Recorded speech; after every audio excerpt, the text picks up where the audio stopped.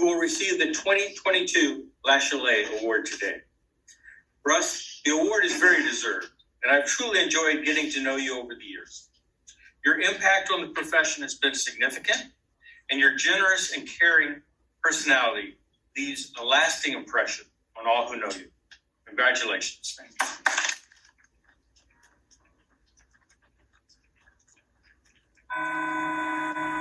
To all of you, thank you for representing the Ohio State University with such distinction. You are a significant part of a rich legacy of leadership and innovation in the pharmacy profession. Thank you for being a part of our family, and thank you for being here this morning. Let me now turn this over to Bob Weber. Bob is completing a highly successful tenure as Administrator for Pharmacy Services at the Ohio State University Wexner Medical Center and as Assistant Dean for Medical Center Affairs here at the college. His leadership has been instrumental in continuing the strong relationship between the college and medical center, and Bob's passion for the MS program has been an incredible asset to the college's success. Bob, I will miss working with you in this capacity, but we are excited for what comes next as you embrace your new role at Ohio State.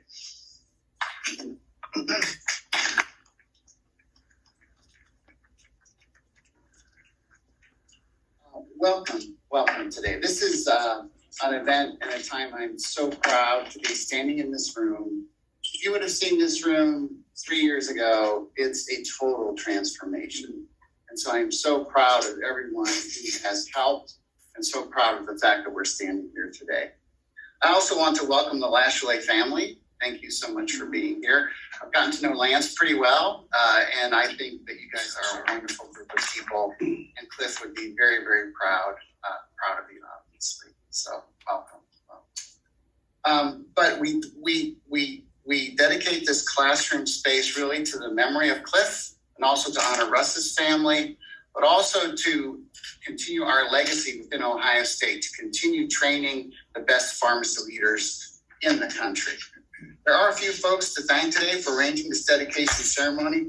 First of all, John Schwartz and his development team, to include Michelle Elam, Carla Schaefer, and Hannah Lehman. Thank you for your work. To my interns, Erica Bautista and Meredith Harris, thank you for arranging the Latiolsis ceremony.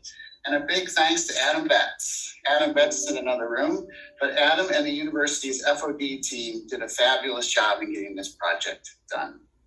We're also grateful to the donors, and I know that there are many priorities for your charity, and we appreciate you choosing this project. Importantly, Russ and Amy, I have known you for 40 years, and I admire you both.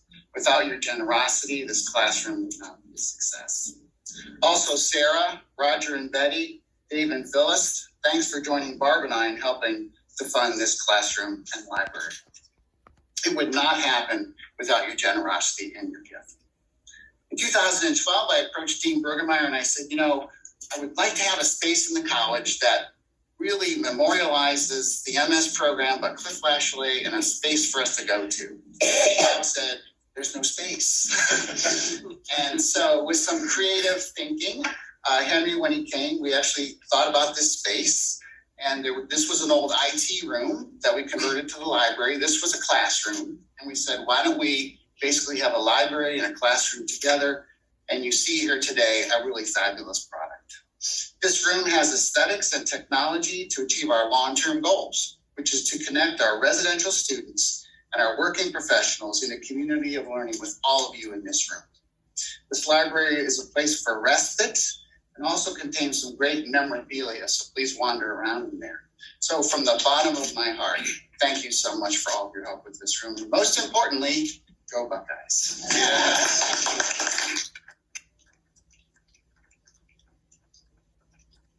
Take this opportunity to introduce Russ Allenson. And again, Russ and I have known each other a long time. And Russ is going to make a few remarks about the classroom. Russ. No, the classroom. The classroom. Okay. All right. The word comes later. Good morning, everyone. Delighted to be here this morning and see the results of all the effort over the last several years to make this happen. And the dean and I began talking about this several years ago, actually, before we had sold our business in anticipation that we were going to sell the business, and there would be ability to support, things here in Ohio State. So we talked for quite a while before that event happened, Henry, but it finally did. And Henry provided to me options in the strategic plan that we could take care of in one way or another. Believe it or not, my favorite course in grad school was the seminar. And I just loved that course from the standpoint of taking a subject that was unknown and doing research on it, pulling it together into a unified presentation, and then being critiqued by Cliff and our classmates and so forth. And as I thought and prayed about, where do I want to help the university, I really kind of centered on the library, the idea of where that information comes from and what we do with it and how we use it to improve the profession. So that's where my heart led me, and that's where we are today. And as Bob said and Henry said, it's amazing to look at this room and think about that cramped little library we had before, and where many of us spent hours in the program. But I could not be happier that our family was able to support this area, and really to, in the long run, support the graduates to come and the students who are going to come through these halls and come through this library. Those of us who are fortunate enough to have known Cliff and worked for him, worked with him, hopefully the legacy of this room will carry on, and they'll feel the same special relationship to him and to the program as I'm sure all of you do. So with that, beautiful room, and celebrate the success of this construction.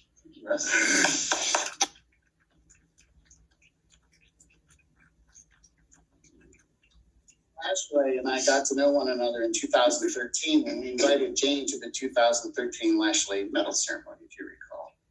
I have always appreciated the connection with Lance and the Lashley family, so Lance is going to say a few words on behalf of the family. Lance.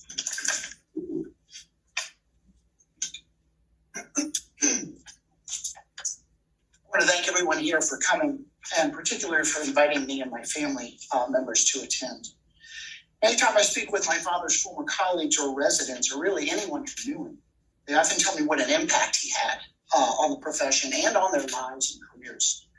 Bob Weber was telling me the other day that Dad was easily among the top 50 most influential people in pharmacy in the 20th century.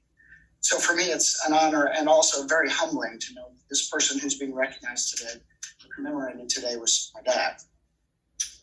I was thinking about what I should speak about today. I thought the most appropriate thing I could say was the intersection of Dad's professional career and his role as father. One particular anecdote I want to share with you is a memory I have as a young boy. When I asked him about what made him choose pharmacy and where he went to school and all the things that happened after.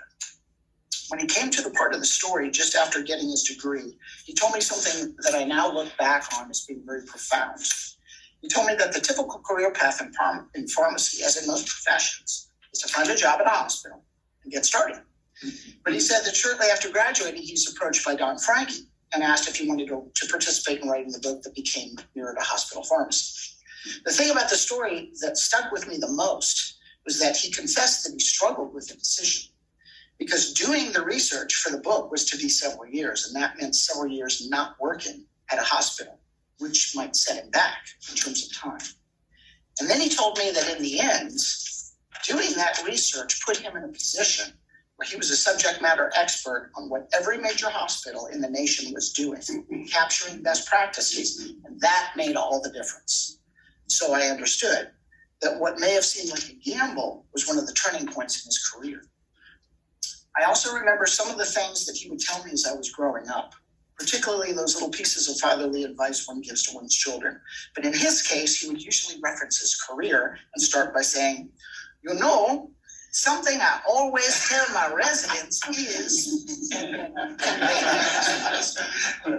So among these, I remember a phrase that he developed and used when he taught, which is have confidence in your competence. But the thing that I remember, but the thing that I remember the most that he said, or rather that he said the most frequently, was whatever you decide to do in life, try to be the best. Now, I was somewhat of a late bloomer in a lot of regards, including this passion for excellence, but those words were like a seed that was planted and eventually grew and took hold. And now I see it at many levels. I remember some years ago playing a car racing game with one of my brothers, and I noticed that he had chosen to try to do every level of the game at the hardest difficulty setting possible, just to see if he could do it. Some years later, I did the same thing, and now I do it all the time. Now, on the surface, that may seem like a frivolous example, but I personally believe it's an example of that desire to always do better. A manifestation of what Dad instilled in us, in all of us, whether it was by direct face-to-face mentorship or by living examples.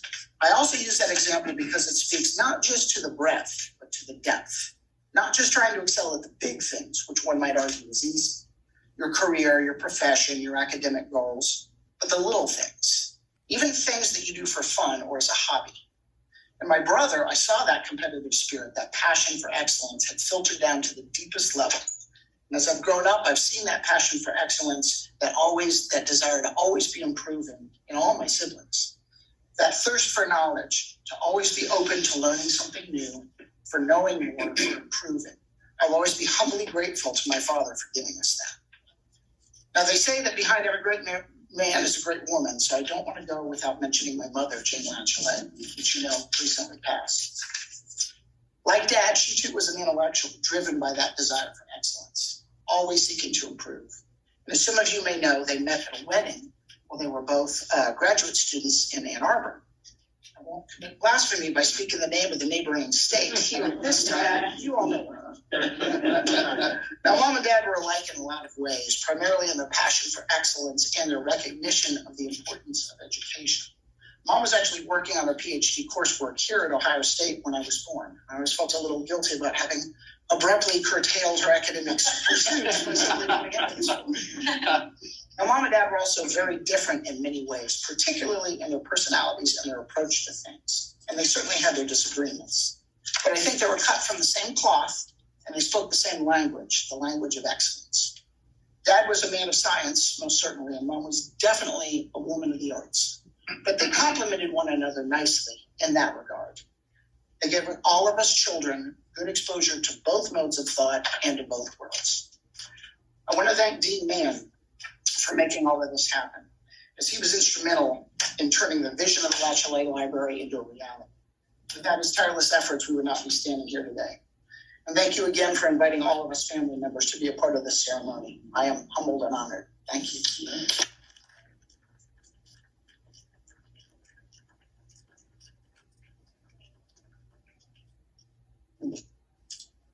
I would just open the ribbon, cutting that, right? We're going to do a ribbon cutting, and then we're going to present the Latiolsis Award.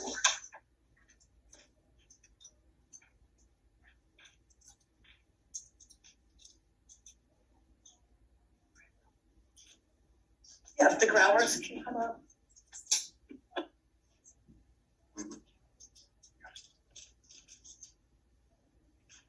Sarah. Sarah. I know. I love series. What would you like to do? All right.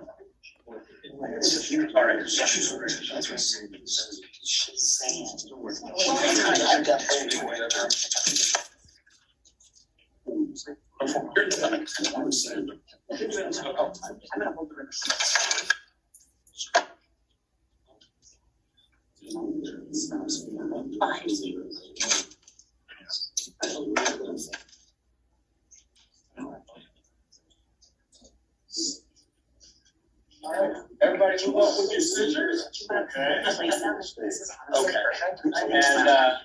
And this is the moment. Don't anybody start early. Thank you, Latiolsis family, for being here. If it hadn't been for your dad, none of this would happen. Thank you very much. Russ, thank you. Bob, Sarah, everyone. Appreciate the time and effort you've made to be here with us today, and we will say go.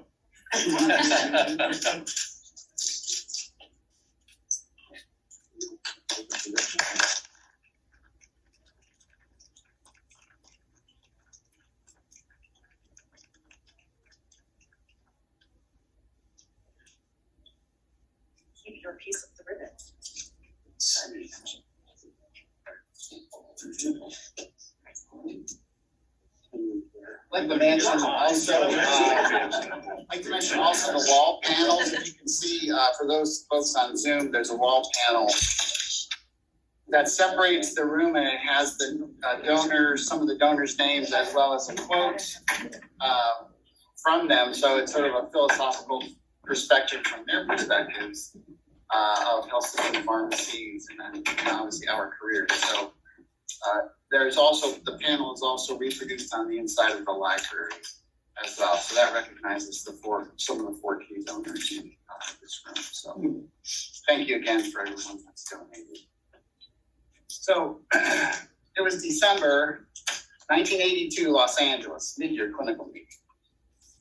And I attended the Lashley luncheon and was seated next to a guy from Pittsburgh. The thing that I noticed about him was his accent. And it turns out that people in Pittsburgh have very, very distinct accents. So when I lived in Pittsburgh, my kids developed Pittsburghese. So I'm sitting next to this person who's talking a little bit funny, and he says to me, I'm the director of pharmacy from Shadyside Hospital, and I'm looking for somebody to run the ICU pharmacy. And at the time I was in my fellowship, and I thought, Pittsburgh, isn't that like a steel city? And found out that it's a beautiful place, and I was there for 27 years, and that's how I got to know Russ. He was my first boss, and he was, I would say, my best boss. Nobody from OSU is here, so I can say that. But after Russ graduated from Pitt, go Pitt, he was placed in a residency under the tutelage of Tom Sharon. Tom's here today. Welcome, Tom. Thank you for coming. After a brief stint in Oil City, Pennsylvania, Russ moved to Shadyside Hospital as the pharmacy director. And from his role as pharmacy director, he grew his responsibilities from running the quality programs, facilities, materials management. But his entrepreneurial spirit got a hold of him, and he embarked on a 30-year journey of learning the specialty pharmacy business and designing a clinical documentation and care management system that has become the industry standard. And we all know that Cliff had a second career in managed care pharmacy, and he would be so proud of Russ's accomplishments and his contributions to specialty pharmacy. Russ always remained a Buckeye for life and truly lived the mantra of Dr. Lashley. And he is a deserving recipient of the 2022 Clifton J. Lashley Award. Russ, congratulations.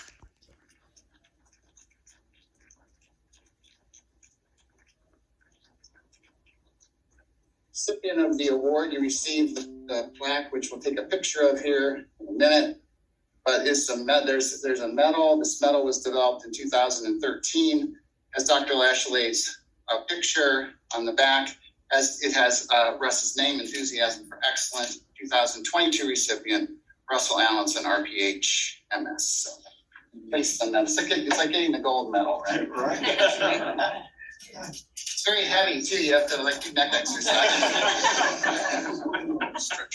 And then you want to take a picture with the plaque as well. Oh, okay. So I'm presenting this plaque to Russ, and the plaque says, presented to Russell Allenson for fostering high-level personal and professional ideals that have led to significant contributions in health system pharmacy practice, for demonstrating the philosophical perspectives, personal commitment, and enthusiasm for excellence, which Dr. Clifton J. Lashley sought to develop in his graduate students, 2020.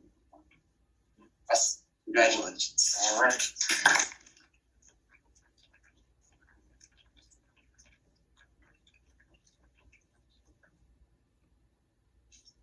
So am I supposed to say something now?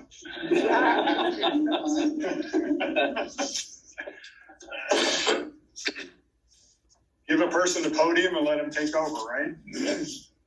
Well, thank you to all who have made this award possible. Certainly loving parents and family and friends who made for an ideal childhood. A loving wife for 49 years on that screen somewhere, with whom we have 5 children and now 12 grandchildren. And teachers and mentors at this great university who breathed life into a career I could not have imagined back in 1976 when I walked into orientation with my class. Special recognition, of course, to Cliff Lashley and Phil, Joe Dasta, and the others at Ohio State, and Tom Sharon and Don Schneider and Georgia Sturrock and the the whole team at Riverside Methodist Hospital. Without you, it would not have been possible. I am so humbled to accept this award because of who selected me, and most importantly, because of whom it is named after. I know I spoke to Bob when he presented my name, and I just really didn't think that my career matched up in any way to the careers of others who went before me. But he prevailed, and he submitted it, and I'm delighted with the outcome. Isn't it remarkable that although he retired 37 years ago, his legacy continues? And there are many Latiolsis awardees who probably never even had the chance to work with him and did not even know him personally as we did. And yet, we all share those same genes from him and from this graduate program. We all share the responsibility to continue his legacy. So how do you address a group of such distinction? How do you speak of accomplishments to a group of peers who have been distinguished leaders in pharmacy and many other disciplines for the past 60 years? What can you say that is new and different from those who have come before? I know this challenge well because I asked Bob to send me all the Latiolsis awardee lectures, and I took the time to read through those. And since the very first one, I think by Roger, and I'm glad, Bob, you were able to find all those lectures and put those in a safe place. So my task is formidable, and I'd like to take maybe a little different approach. Let me tell you some stories from a crazy quilt career that embody what I think are the touchstones of pharmacy leadership we were all taught by Cliff. My first story is how I got here. My application was submitted early in 1976 for admission to the 1977 class, but Tom called me like mid-June and said, "Russ, I've got an opening if you could make it." And his resident had backed out at the last minute. So we immediately said yes and packed up little belongings we had and moved from Cleveland to Columbus to begin this adventure. I jumped at the chance to join the class of 76 and, as I say, begin this adventure. I never really wanted to be anything other than a hospital pharmacist. I just couldn't buy into the whole retail thing at the time. It just wasn't where I wanted to be. I wanted to be in the hospital. And then after 3 years of practice, I also came to realize that if I was going to be able to lead a department, I needed to learn more. I needed to prepare myself. I needed to be exposed to innovative service and progressive clinical training to secure the skills that I needed for the future. Ohio State was the Mecca, and Cliff Latiolsis was the guiding force. Naturally, as I reflect on receiving this award in his name, I thought about Cliff and what he imparted to us and what he left us. At his 1968 Harvey A.K. Whitney Award lecture, Cliff was speaking of the formation of the ASHP when he stated, "Their unifying goal was the adoption of the philosophy that the purpose for the existence of pharmacy is to provide pharmaceutical services as an integral part of the total patient care concept in the interest of safety and welfare of the public." That's what attracted me to OSU, to learn how to provide pharmaceutical services as an integral part of total patient care. And that's the first touchstone, pharmacy care. Of course, we all recognize his second touchstone, the philosophy of enthusiasm for excellence. Virtually every Latiolsis awardee has recognized Cliff's commitment to excellence and continuous improvement. Phil Schneider referred to it, as the Big E in his Whitney Award speech. And that's the second touchstone.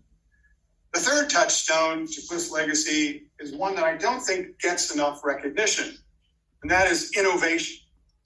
We're borrowing from Phil, I think I'll call it the Big I. When you think about the services that Cliff implemented at OSU that completely changed the practice of pharmacy, you begin to recognize his innovative mind. And after he left OSU, he continued to innovate at Baxter and at Managed Care Pharmacy, Mail Order Pharmacy, and the American Managed Care Association. So I'd like to focus on those three great touchstones: pharmacy care, enthusiasm for excellence, and innovation, and how they influenced my career over the last 45 years. As Bob mentioned, my first significant position as a director of pharmacy was at Shadyside Hospital in Pittsburgh, PA. I remember when I got to position, I called Cliff to let him know, and he had some strong advice for me.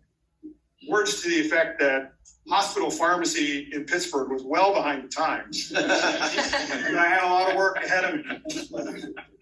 And beyond that he expected me to change all that. So over the course of a couple of years, we implemented those services which are taken for granted today, unit dose and IV admixture and 24-hour service and all that goes along with it, satisfying the big E, if you will.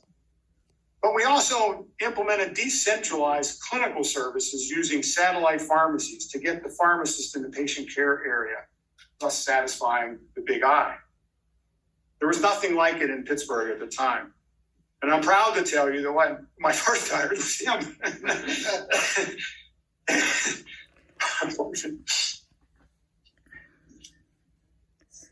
So he was my first hire and my best one.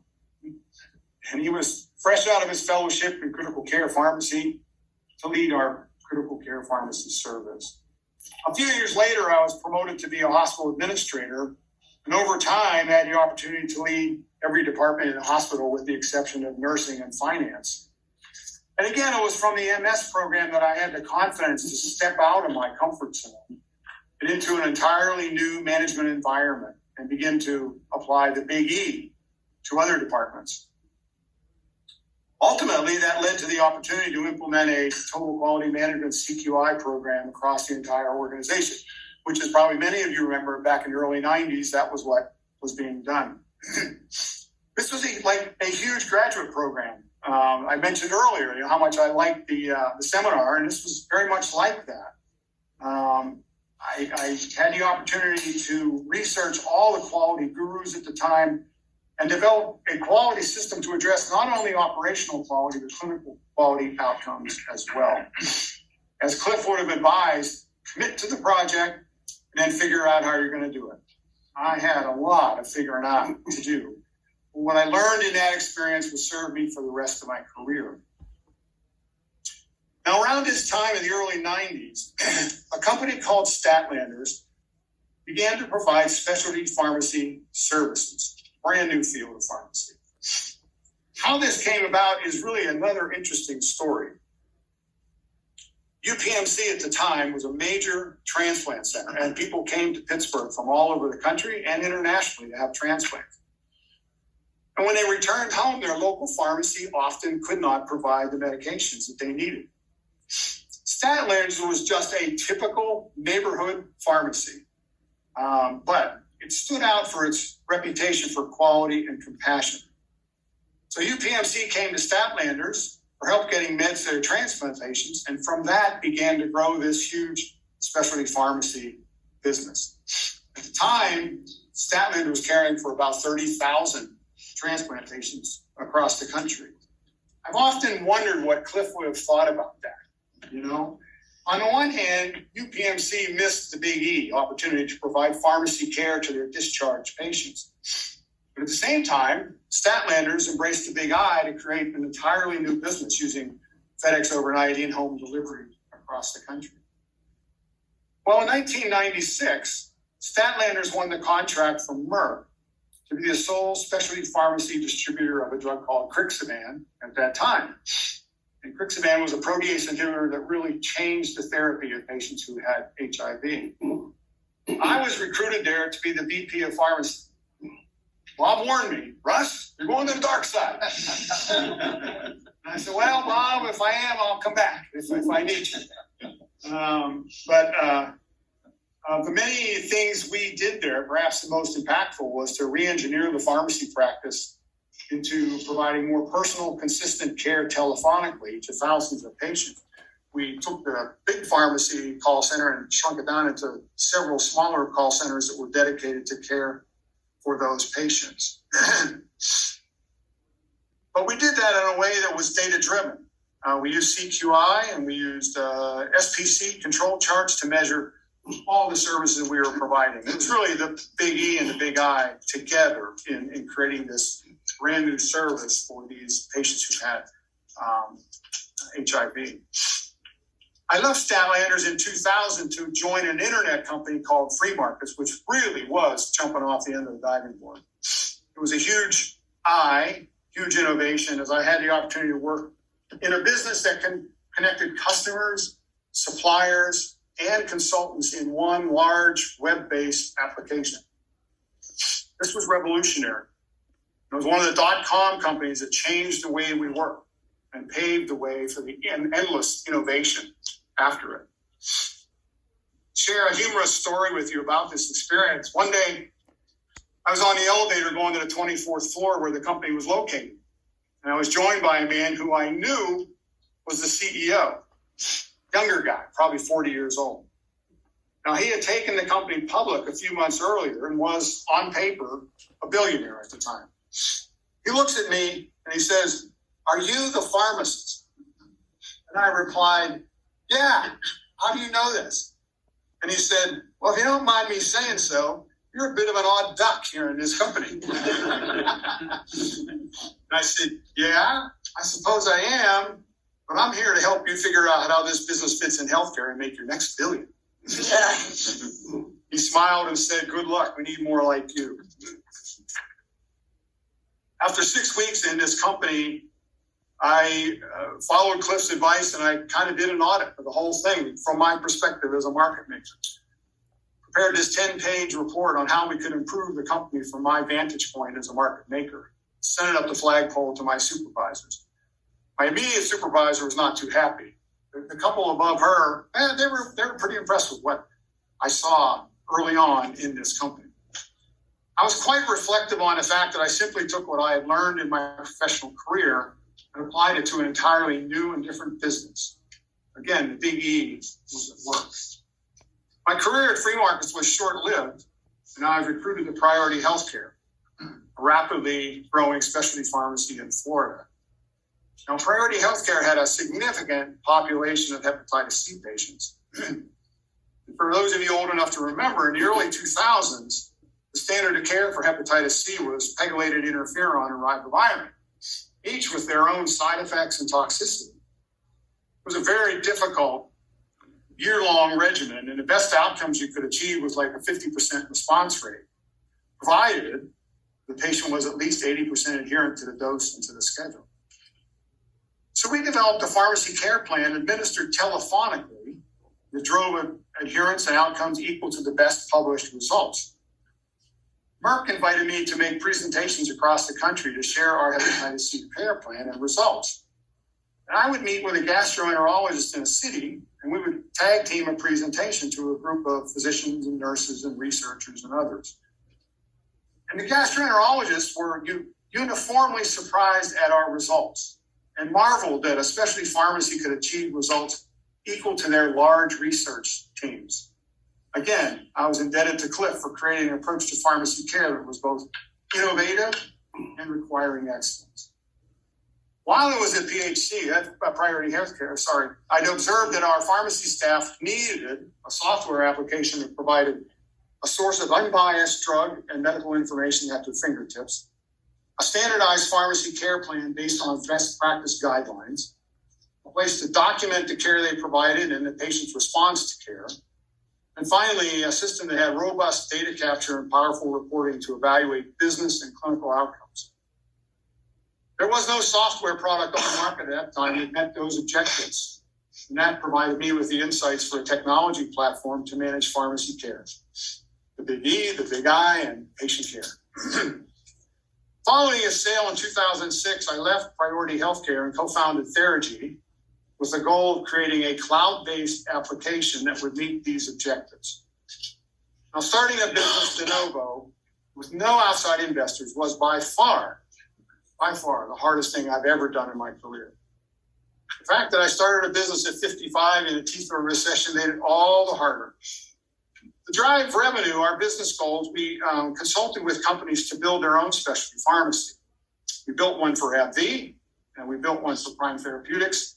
And along the way, we consulted with numerous health systems to help them build their specialty pharmacy, as it was now recognized as something that was important to their, not only their services, but also their revenues. And at the same time, we were developing our software product, which we called Theragy STM for specialty therapy management. The challenges of developing software would require another lecture, for which we do not have time. Suffice it to say, it requires both the big E and the big I, which in the IT world we call agile. Eventually, when we sold Theragy in 2019, we had about 130 pharmacies that were using the platform, 80 of whom were health systems, with thousands of users and millions of patients in a database. But now I can add another touchstone of mine to the story. Faith, or the big F. Faith got me through the hardest times. And it always seemed like when things were bleakest, something came through. I prayed for three things: wisdom, courage, and confidence. The wisdom to understand my options, the courage to decide, and the confidence that it would work out. I prayed that prayer daily. I firmly believe that any success I have enjoyed is due to the grace I have received and the prayers have been answered. In closing, I would like to thank the selection committee for this honor. When I see the other awardees and their impressive backgrounds and accomplishments, I am so humbled. As you have heard, my career is much different from those of other awardees. But perhaps I'm more like Cliff than I thought. When he left OSU, he started managed care pharmacy and mail order. Similarly, when I left hospital pharmacy, I got deeply involved in biotech therapy and specialty pharmacy and had a role to play in its development.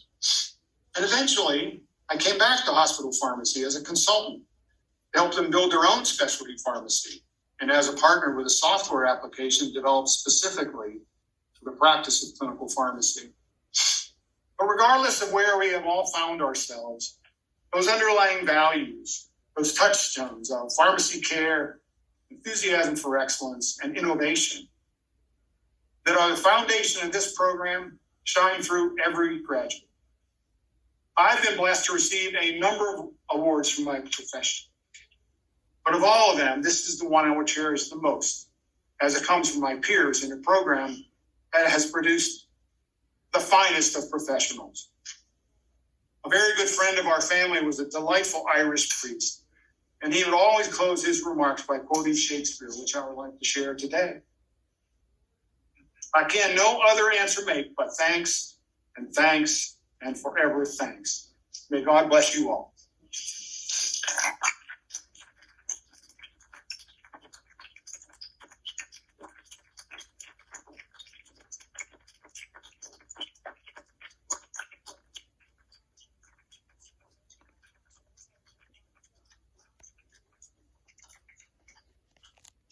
Thank you, Russ. I'd like to invite folks now to have lunch down in the right classroom, which is sort of down and directionally challenged right now.